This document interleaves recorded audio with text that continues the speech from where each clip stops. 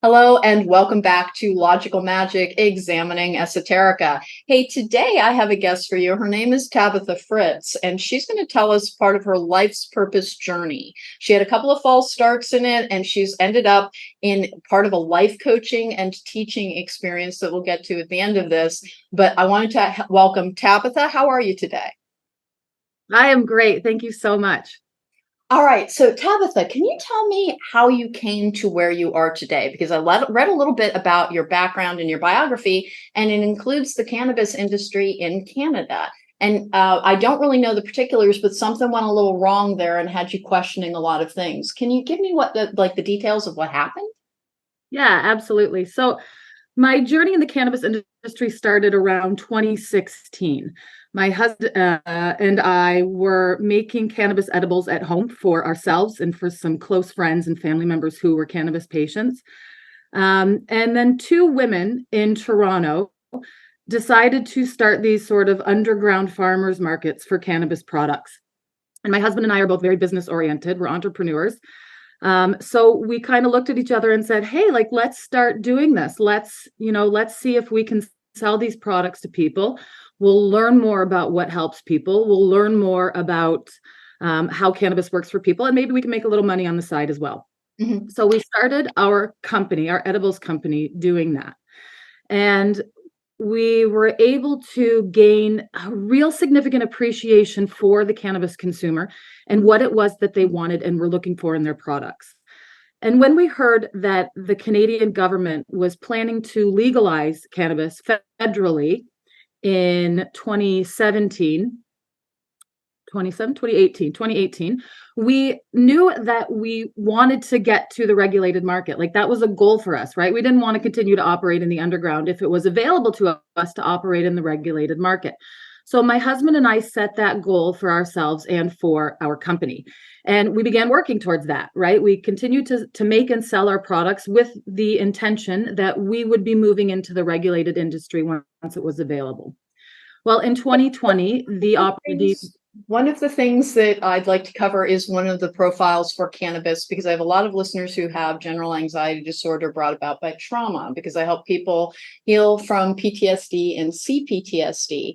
And so when we're talking about being when it started to go mainstream, but also being in kind of the underground or the black market cannabis industry, there's a very good reason. And it's not about criminality. It is that cannabis actually can be used to treat depression, insomnia, all kinds of, like, some people have success in all kinds of mood regulation with it. It has a very strong profile for helping with some of the psychiatric conditions that we're used to treating with things like Prozac and Zoloft.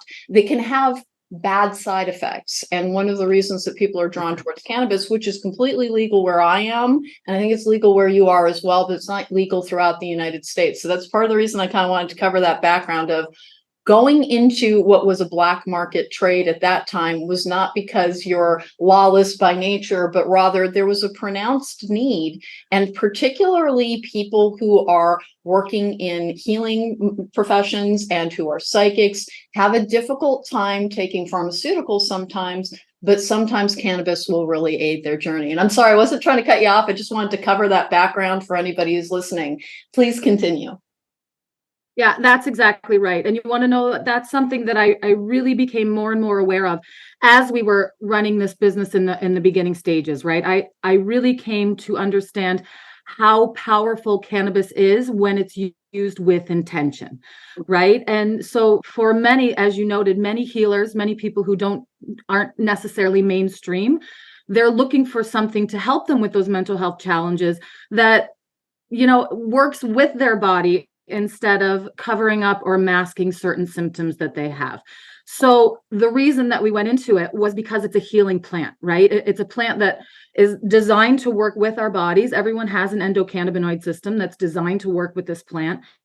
And so the more we worked with it and the more I worked with the plant, I began to find exactly what you're saying, right? That this was truly a powerful medicine that works uniquely and individually with everyone's body. And so when the opportunity came to move to the regulated marketplace, it was a no-brainer, right? Like, we wanted to take all of the learnings that we had about using this intentional medicine and using this plant.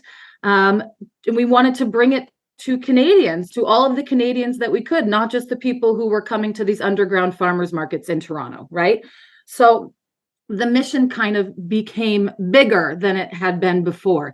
It was a way for us to get education out to Canadians about this plant and how you can use it in almost a magical way to work with your body, to become more intentional, to get more in touch with your own intuition, to really understand what you need on an individual, personal, spiritual level, and to connect with, something bigger than you, this plant that helps you do that for many people. Oh, right. That's an excellent point, is that it can cause your consciousness to be raised to a higher vibration. Some people find that they are far more receptive to their own intuition when they are ingesting some form of cannabis or cannabinoid. One of the really cool things about it as well is that it does not have a bounce back effect, meaning that, like, unlike people have a tendency to reach for alcohol for anxiety a great deal. And it's one of the worst things that you can reach for, because it is a central nervous system depressant.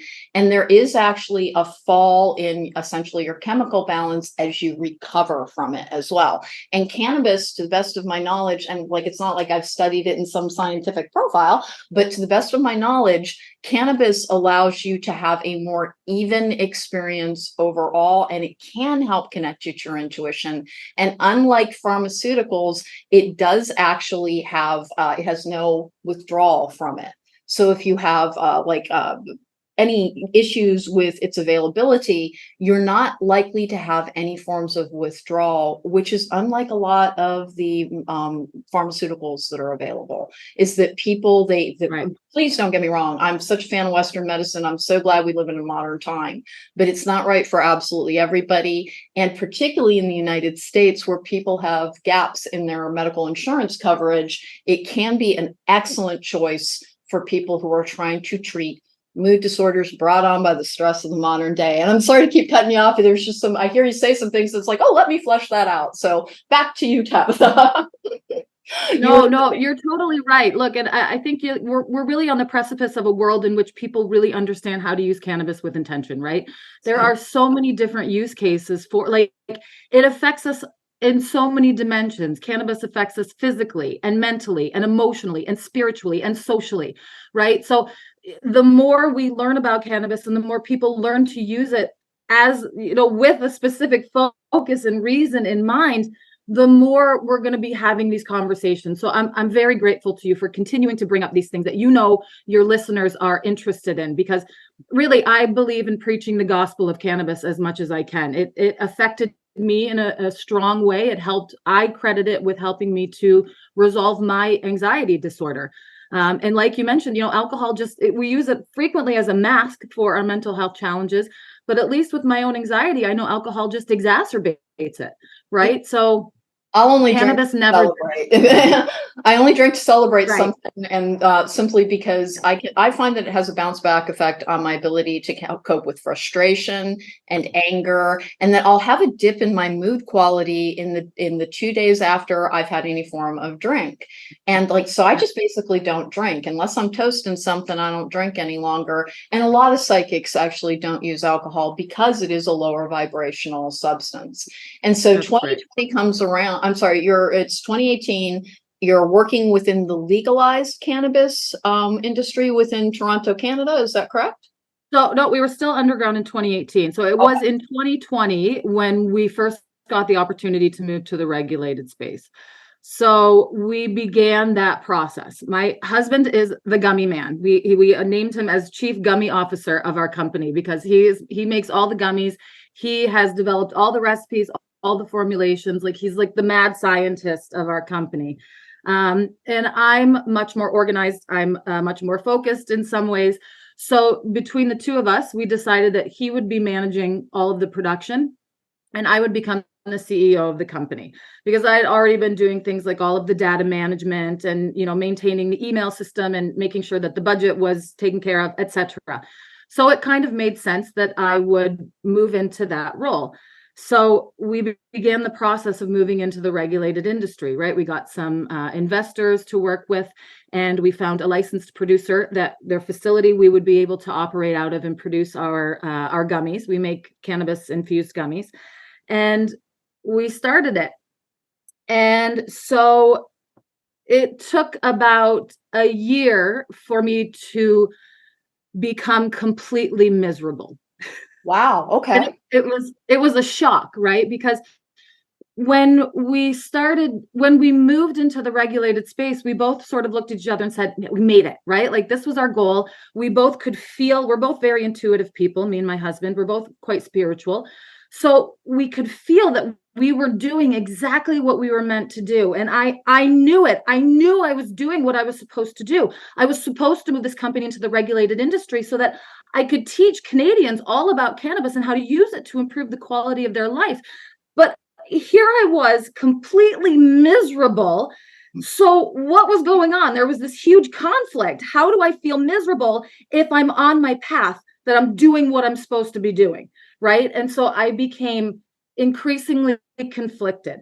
I was like, I would wake up every morning and just start crying. We would drive to the facility together. My husband would go in and start production, and I would sit in the car and cry for 10 minutes before I like had enough resolve to go into the building and start working. And I would come out of no work. Way to live. That's no way to live. No, it was horrible. Right. And so I just began sort of this process of like self-exploration to say like, okay, what's going on here? Clearly, I've chosen to enter into this experience to learn something.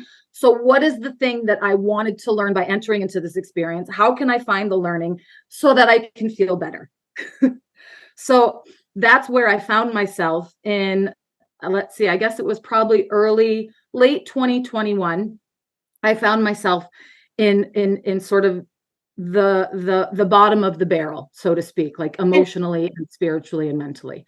I'm going to stop you for just a second because I want to call attention to it for all the people who are like searching for their own purpose. It comes in stages, guys. It doesn't often, you will be diverted into something that will help you develop greater focus and greater conviction about what you are doing. It's not a false start. It is, you want to look at it as your undergraduate program and you're moving on to your master's, essentially. Yes. When you first begin on a life's purpose journey, you may have an experience exactly like Tabitha did, where she was very passionate about something. She was very involved in something. She believed and had great faith in something as being an answer, a viable answer that needed to be brought to more people. And yet she wasn't feeling fulfilled. And I'm always telling people, if you're on the wrong path, the universe will literally blow up a bridge that you are standing on to get you on the right one.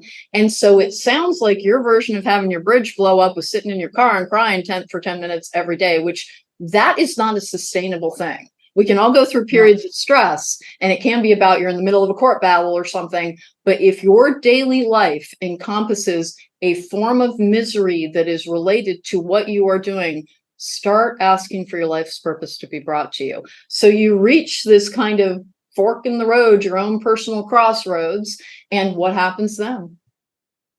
So my husband was kind of the catalyst, and he basically said, you are not allowed to come into the facility anymore. We're not going to live like this. You're not doing this. I'm going to take over the things that need to be done at the facility, and we're going to find a different CEO.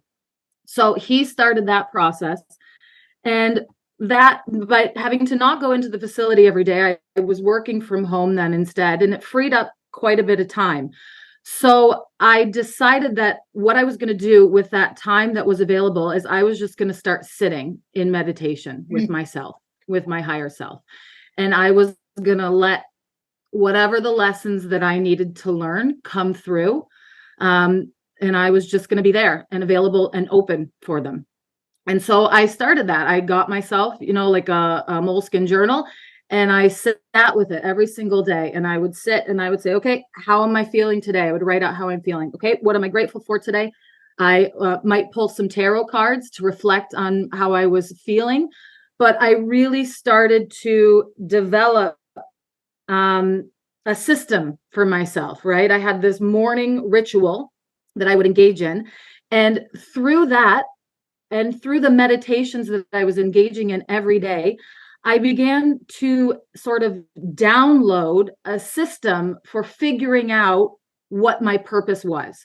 So I didn't know it at the time. I didn't know what I was downloading at the time, but my guides told me, okay, you need to figure out what your vision is for the world. Like where are you going? What is the world that you want to see? The world you're existing in right now is not the world that you want to see. So what does that world look like, right? What is it that you want to see?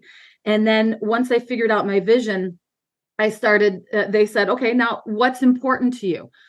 What are the things, what are your values? What's truly important to you, right? And so I figured out my values: authenticity, everyday magic, service, right? So these are the things that are truly valuable and important to me, that no matter what I'm doing, I have to make sure that these things are honored. And then they said, okay, now you figured out the world that you want to get to, and you figured out the way that you're going to approach this situation. Now, what's your mission? Tab, what's your mission, and how are you going to get to that world in your vision? And I began to realize the world that I want to see is a world, like, we are all here to heal ourselves, right? And a healer powerfully creates the space for someone to do that. They help someone get the tools and the space to heal themselves. So my vision is a world in which we're all self-healed beings, where everyone has entered into that work, they've done that work, and they've healed themselves. And the way that I'm going to help us get there is I'm going to create tools and spaces that people who are like me, who think like me, can use to find their own purpose in life, to find their own vision, to understand their own mission, so they can live a sense of fulfillment as well. So it was almost kind of like an Inception type of thing, that my purpose in life is to help people find their purpose, right? Because if I hadn't gone through such a challenging and difficult experience, I never would have realized how important it is to feel fulfilled and satisfied, and like you're working towards something that's actually important to you, right? So I'm very grateful, of course, for the experience, but it was through the work of doing that, and sort of channeling all of that work and realizing that these are the things that I need to do to feel better about myself. And then once I'd sort of done that, my guide said, cool, now you're a teacher. My background's in education. They were like, now you have to make it a course, and you have to teach it to other people. And I was like, no, I'm not. I haven't even practiced this yet. And they're like, no, you got to do it. So you had touched on several things I want to call some attention to for people who, because not everybody can afford professional services. So I'm always trying to help people understand what they can do if they can't hire me or they can't hire you. You really highlighted something that people need to be aware of: the time that you spent checking in with yourself to see how you really felt about things. Because so many of the things that we engage in, so many of the things that we pursue, so many of the things that we wish to acquire in our lives have to do with an emotional need within us that has not been met. And so we're looking to an exterior source for that instead of an interior source. And the easiest way to kind of leapfrog over the stage in your life where you're trying to get and bring to fill that hole within is to understand, listen, there's a hole within. I need to figure out what made the hole in the first place. What's making me feel this way? How do I really feel about me and my life? And how can I start approaching myself in a way that nurtures and takes care of me in a way that won't have me constantly seeking things from an exterior source that will never be truly catered to fill that emotional need within, in the same way that connecting to self, connecting to your higher self, connecting to your guides, your guardians, your ancestors, your angels will be able to do. But first, you have to kind of look at it as like you're opening up that big hall closet most of us grew up with, and there's a whole bunch of crap in there, and you have to get it out, and you have to sort it, and you have to examine it to see what went into making this pile, this mess that I need to now organize into something that makes sense to me, and I know what I need to do with it. And another thing you brought up is very, very key. And I tell people this all the time: go and look for life's purpose questionnaires online. It is not that it will give you your life's purpose, but what it will help do is the questions contained in so many of them will help you see in a very crystallized form what is truly important to you. And that's the area you need to start looking at when you are looking at your purpose.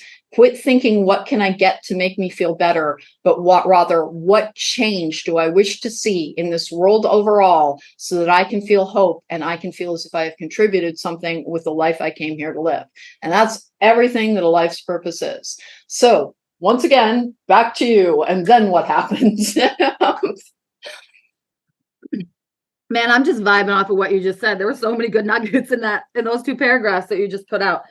That like it's so true, right? That I think so many of us in probably North America, I'm sure other places in the world, were raised to deny our own emotions, right? And so there's such a huge piece of healing that comes when you, first of all, stop denying that you even have emotions, but then actually really start doing the work of like feeling the difficult ones, right? Like it's so easy to be like, I'm just going to have a drink, or I'm just going to eat that chocolate cake, or I'm just going to watch this show, or I'm just going to do any of these other 5 million buy something. That's a big one we do. Right. Like what can I do to distract me from this feeling? Right.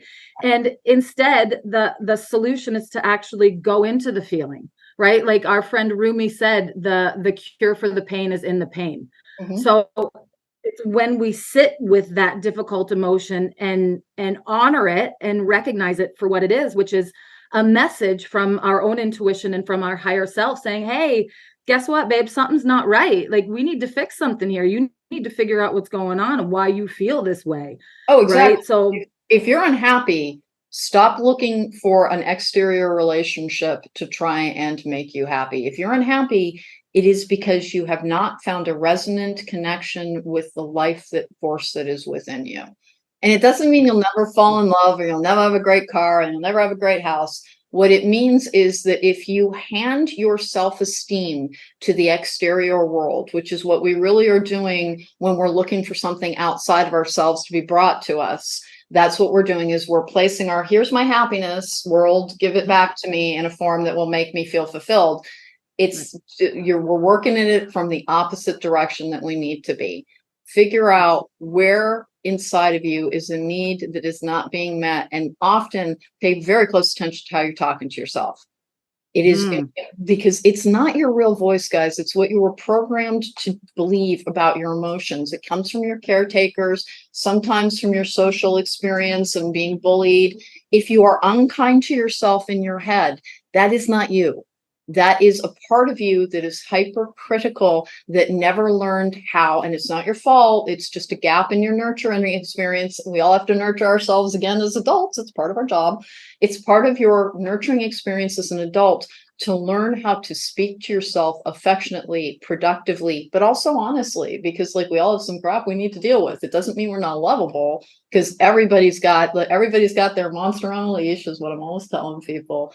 And you have to get to know yourself in order to be able to understand what's the best path for you to walk. Now, one thing I want to bring up that we had talked about right before starting the interview is the type of magic that you practice, which you practice lunar magic. I'm a celestial and angelic magic practitioner. It's a very slightly different thing. Can you tell me how your magical practice went into helping you with this process? Yes. So I'm a very grounded person. I have a first house stellium in Virgo. Okay. So I'm very like, let's focus and get this work done. And we're going to organize everything and make sure that everything's analyzed and everyone knows exactly what they're doing. Right. So the way that I practice lunar magic is that it for me, because it happens so regularly, the new moons and the full moons, every 2 weeks or so, for me, it's a very important check-in with myself at each lunation. So let me back up just a little bit. In the course of figuring out my purpose and doing all of this work and this journaling and all of this, I was still working at the time. So I really wanted to develop something that allowed me to have both my spiritual focus for the day, my being work for the day, right? How I'm feeling, what I'm grateful for, my intuition check-in, my intentions, along with my planner for the day, which is how I get all my work done, right? My to-do list, my schedule, notes, etc. So I began to develop my own planner, which I call the Essential Planner for Vibrational Alignment. And I developed different tools and sections of it that made the most sense for me. So in addition to like the planner portion of it, I began to develop the Lunar Magic portion of it.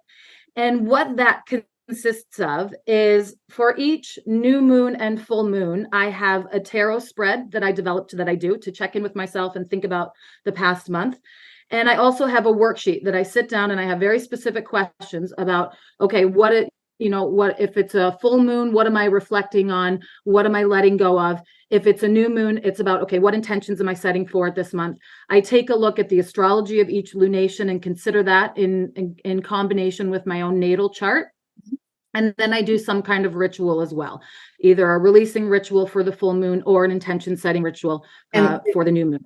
New moons are for manifesting, full moons are for releasing. And you brought up something that for all my practitioners or beginner practitioners out there, you need to understand is that there is an astrological assignment to each new moon and each full moon that will help inform what type of magic is best suited to it, what work will get that energetic boost, if you work with the forces of nature, you're much more likely to be in flow. And that's why lunar magic is one of the things that particularly can help connect you to your intuition. And it sounds like you've been doing some work around that. I also, like, one of the reasons I woke up nervous today. By the way, when we talk about like daily planners and things, have flexibility around where you are. And I have to start like a Patreon that involves all kinds of stuff around new moons and full moons as well. And I haven't wanted to do it And my guides are like, it's time, it's time, it's time.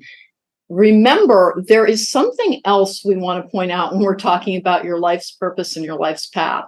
Most of it lies outside of your comfort zone. Yes. So really, it's not usually, it involves growth and expansion and when we talk about prosperity, to prosper is to flourish is to grow. And growth only happens when we step out of where we are and expand. And I'm glad that you worked out a method with that. And so lunar magic gives you that nice flow, that connection to the elements, how to work with the elements that are available to you. And it sounds like you've got some tarot work that goes along with that as well. You use tarot in your magic as well, correct? That's right. That's right. I find tarot to be such a powerful tool for connecting with my own intuition. I from the first time I picked up a tarot deck, it felt like an old familiar friend to me. So I knew that it was a powerful tool for me.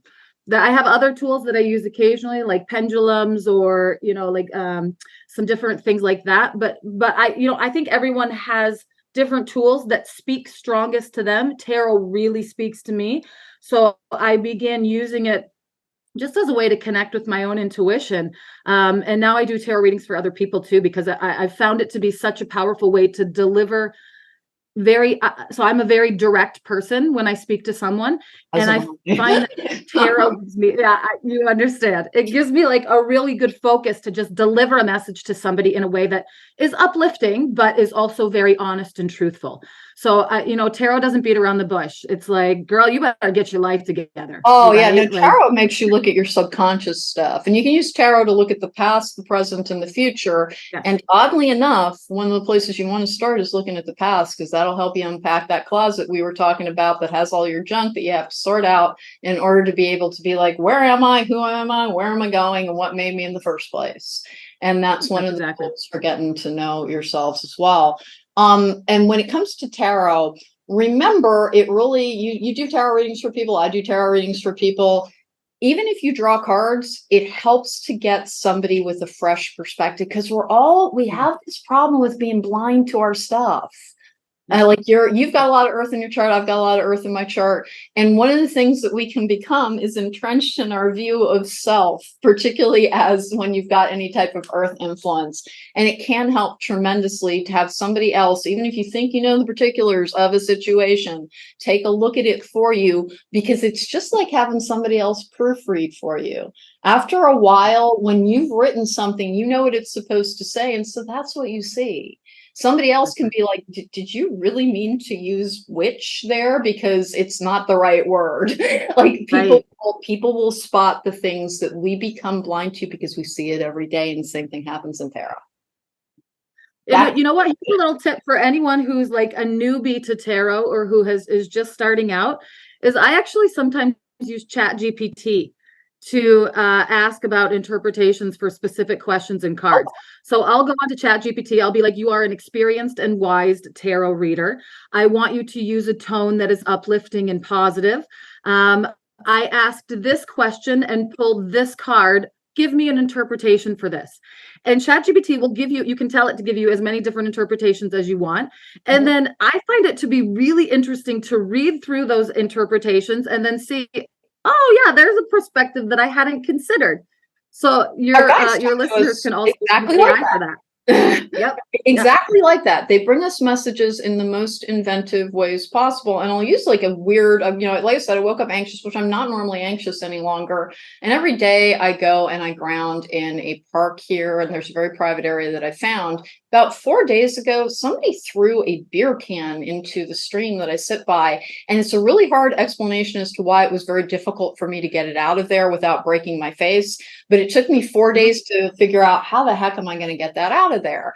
And that's what happened this morning. Is a hummingbird flew in front of my face while I was sitting there meditating. And when I because they make a lot of noise and I have my eyes closed. And when I opened my eyes, I kind of like reared back and my eyes focused beyond it on a long stick that I was like, I could use that. And so when you're talking about the ways that answers come to us, it's like that. Reach for the tools you feel guided to. And if I'm sorry, I don't use it. So I'm not sure what it is. I know it's an AI that produces dialogue and interpretations and sometimes art, but I don't personally use it. But it's a completely valid tool to help expand your consciousness. And please understand, your guides can work with that. They are made out of energy, and so they can help guide energy. And I'm sorry to keep interrupting you, but I want to expand on some of the things that you're talking about so that other people can apply them into their own methods and means as we go forward. Okay? No, it's all good. No sweat. And again, I didn't mean to interrupt your flow there, but please go ahead with what you're talking about, with what you've developed for finding your own path through this life, because you found yourself in the position of you're a qualified teacher and you found multiple modalities that helped with people's emotional health. And then you wanted to find a practice that would help them kind of condense everything into a usable form. And so you've developed the tools and the practices and the methods and the means, and you teach that in a very structured way, I take it. That's right. So yes, exactly. I have a couple different offerings. So one is just the planner in and of itself. And right now it's a printable that you can download from my website, or you can get it on Amazon as not a printable, as an actual planner itself, if that's what you prefer. I like the printable because it's got different modules, so you can mix and match what you like. If you have if you want to practice lunar magic, you can put that in there. So there's, different, I tried to make it flexible so that it works for whomever's workflow that it's working with. So that's one of the things I do. And there's an online workshop that teaches people how to use that planner and how to put that into practice in their life. And then the other other offering I have is a course called Unleash Your Potential. And that is essentially, it's an e-learning program for the method that I downloaded from my guides to help myself feel better. It's got 6 modules, one each on seeing your vision, finding your mission, uncovering your values. We talk specifically about vibrational alignment, which is essentially when you've got your mission, vision, and values all working together, that's vibrational alignment. When you're doing what you're supposed to be doing and you're working towards the world that you want to see, and you're doing it in the way that's right for you, you are vibrationally aligned. So we talk about that. And then we also talk about goal setting and achievement, because it's fine to say, look, okay, now I know what I'm doing and how I'm supposed to get there. But like, if you can't get your work done, you can't accomplish anything, right? So there's a module on that. And then there's a module on thoughts and beliefs, because it's like you mentioned earlier, right? Like we get these thought patterns from the time that we were a little kid. And if we don't stop and examine them and say, hey, like, this is not right. What is it that I actually want to be thinking? Then it's easy to just continue to live in an unconscious state, and we don't live our purpose and we don't accomplish the things that we want to accomplish. So I originally developed that course, and it wasn't even like fully fleshed out. And my guides were like, launch it. And I was like, no, I'm going to launch it in a year. And they were like, no, launch it. So I did. I launched it, and I had, people sign up and they were ready. Oh, it was amazing. And we did live courses, live teaching calls. We put it all together as we went along. And then we got about 2/3 of the way through, and like my top students, all of them without question, like without exception, they were like, Tab, I can't keep going. It's too fast. It's too much. I don't have time to implement it. I don't have time to put it all together. And then I realized, like, I'm asking these people to do something in 12 weeks that it took me a year and a half for my guides to teach me how to do. So I was super grateful for that feedback. So I changed it up. The course, like, my students now have a year to complete the course at their own pace. And I have specific coaching that goes along with each of the modules that people can access and engage in. So having trouble with any of it, they just, they get a coaching session with me and we say, okay, like, you're having trouble seeing your vision. Let's figure it out together, right? Let's talk about what your values really are. Let's understand why you're having trouble with goal setting or achieving your goals. So I've put that together as well. So those are essentially my two offerings that I'm using right now to help others find their vibrational alignment and live their purpose so that they feel satisfied and happy and successful with their life on this planet. And thank goodness, because honest to goodness, it is one of the questions that, like, we're both readers, and I take a different approach. I'm a lot like I think I'm probably a reincarnated anarchist over and over again, because I'm pretty much a free form sort of person.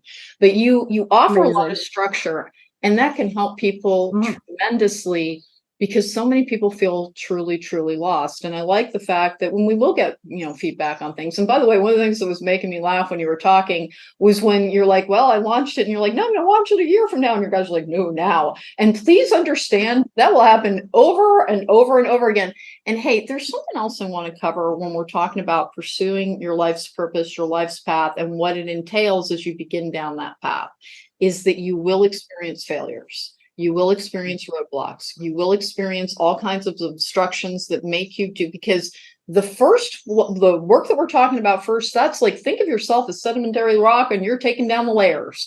You go layer by layer and layer to get to an emotionally core truth that is your truly authentic self. And you get there by degrees. If you try and take the rip the Band-Aid off approach, there's things that are going to be missed. In a spiritual journey, have patience with yourself, be gentle with yourself, but also, and this sounds a little bit contradictory, but it's not, have like guidelines around what you wish to achieve each week, and flexible enough that they're achievable. Meaning that, like, if you're starting, I'm going to use a workout regime as the example that's going to help people the most.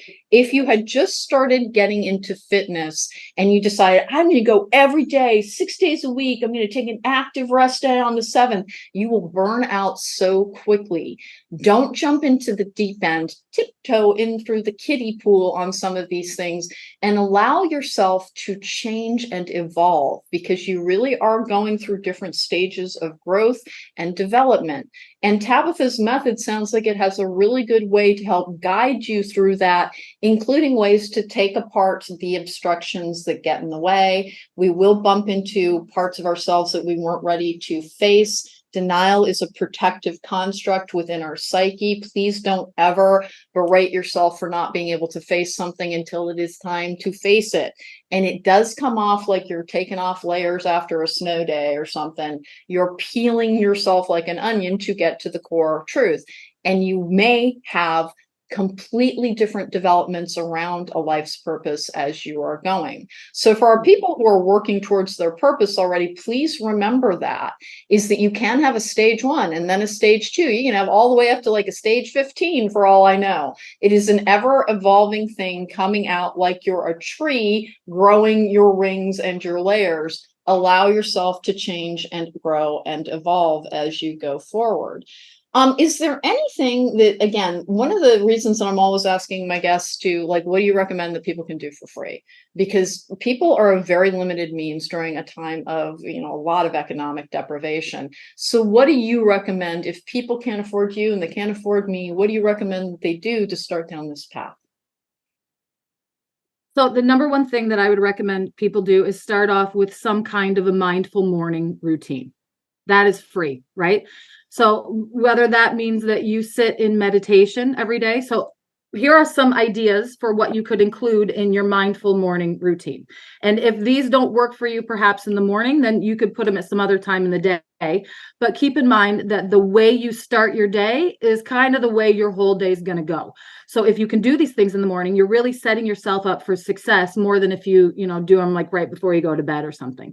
So some things that you can include in your mindfulness routine are a gratitude practice, right?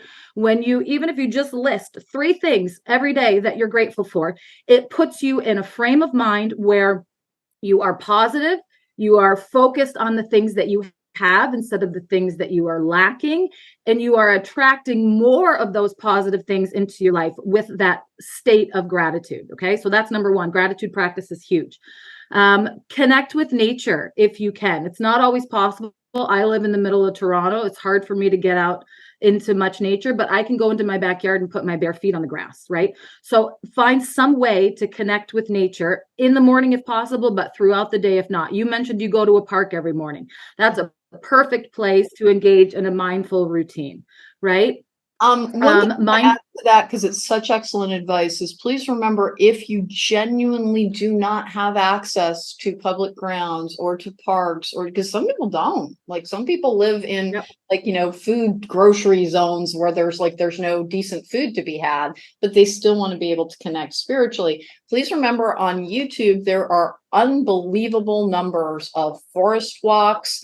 I walk through Stockholm all the time. I don't know why I liked it while I was there. I was there very, very briefly. And so I will also, when the weather is inclement or I don't feel well, or I just want a little bit of extra grounding, please remember that if you don't have access to the real deal, the next best thing you can do is interact with the energy that has been recorded in the form of a video. And that's excellent advice around the gratitude meditations and practices as well, because even if it doesn't change everything that's coming to you immediately, it will change how you feel about your existence. You will be looking at it from the what everything is rather than what everything isn't standpoint. And any other advice for people who are going forward and they're trying their best cobbling together a practice because they're like, you don't understand, I can't afford the Dollar Tree right now. So what is there anything else that you think that people can do that is simply available to them, that if at least they have a phone, they have access to the internet? Listen, you don't, absolutely, and you don't need the internet to check in with your emotions regularly, right? So and that's something that you and I have talked about several times here on this call today, that that's one of the number 1 things that you do. Okay, what's going on? Why do I feel this way? What shape is the hole that I'm trying to fill inside me, right? That doesn't cost a red cent. So you can certainly check in with your emotions regularly whenever you want to. And I would also say that, setting clear intentions for your day is important too. You set an intention. I want to learn in this way today. I want to grow this way today. I want to find 6 things to be grateful for today. Whatever it is, right? You can set your intentions every day. And another thing people can do is positive affirmations, right? When we're dealing with upsetting thoughts or negative emotions and negative feelings and going, God, I'm never going to be successful. I'm never going to be able to accomplish this thing. I'm never going to be able to do this. That's a terrible mindset. It's going to make it much more difficult both to feel good and to accomplish what you came here to Earth to accomplish.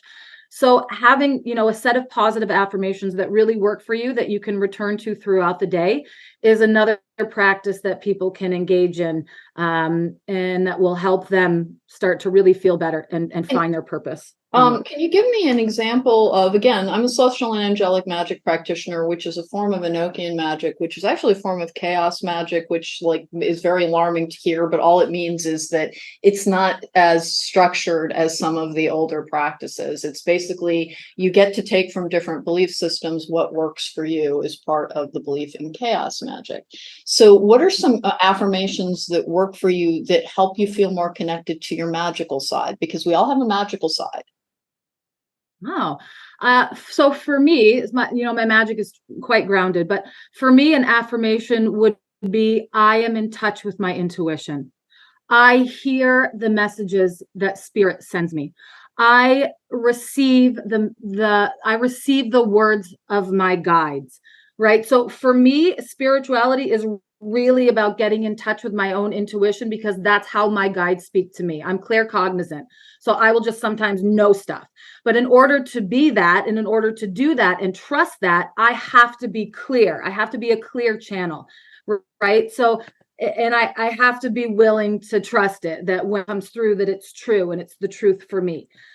So for me, a lot of it is, it might even just be I am clear. right? I am clear. Even if I'm feeling fuzzy, then that goes, oh no, yeah, okay, no, I'm a clear channel. I can let all of this other extraneous stuff go away from me right now. So those would be some of the affirmations I would use around my magic. That is I think one of the things that you referred to claircognizance, it's sometimes also referred to as clairsentience, where simply the information comes to you.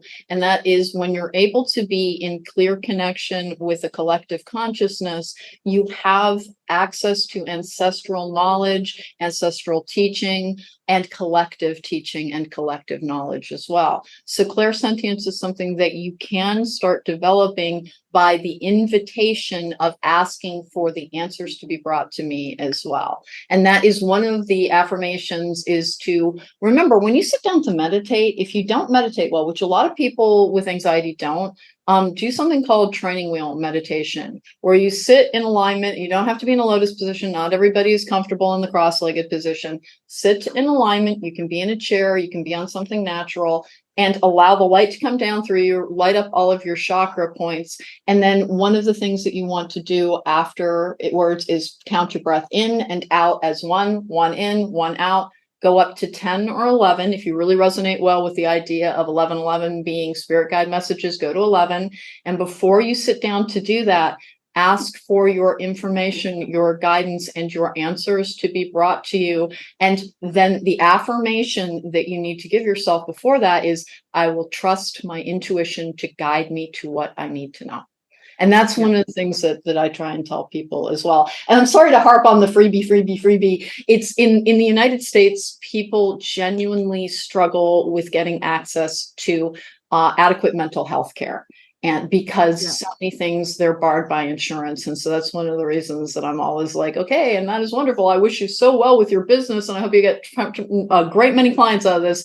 But for my people who can barely afford to eat, there is a path forward for you towards a greater connection to your divine self, which will help any deprivation that you are feeling within this lifetime feel like less of a burden.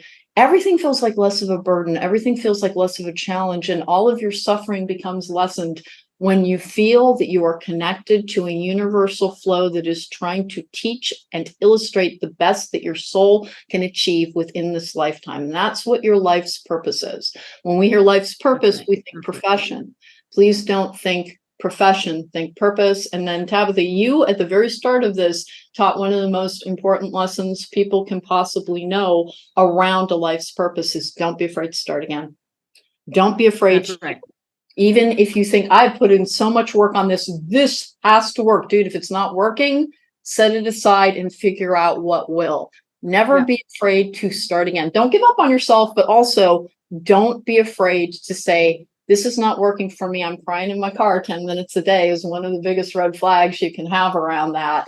Don't be afraid to start again. Tabitha, thank you so much for so many of the things that you've shared with us here today. Not only does it really recommend the program and the work that you do, because it genuinely does. Everything that Tabitha is describing are incredibly good tools to get you into contact with your highest self, with your most intuitive self, and the part of you that can be in flow, which will bring you your answers. So Tabitha really does have some very strong answers here. Where can people find your work? You can find all my stuff at tabithafritz.com.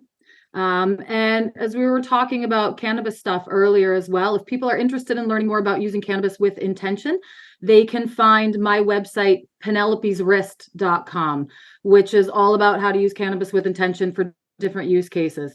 Okay. So I have both of those websites available. There's tons of free resources available there for you as well, for anyone who's interested in learning. And I will drop links both on the YouTube version of this and on the podcast version of this to your website and to the cannabis website that you mentioned as well. Do you have an email contact that I can include in that information?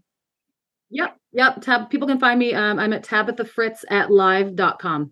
Perfect. That is wonderful. That was Tabitha Fritz with some wonderful, actionable advice on how to get yourself in contact with your magical self, your intuitive self, and your purposeful self. Thank you so much for joining us. I'm Alane. You can find me at therisingmoon.com to book me for a tarot reading or a life coaching session. You can find me on my YouTube channel, Cronecast at the Rising Moon. Do you mean Chromecast? No, you mean Cronecast with an N. Thank you so much for joining us, everybody. This has been Logical Magic, examining esoterica. Go forward, live magically, and live purposefully.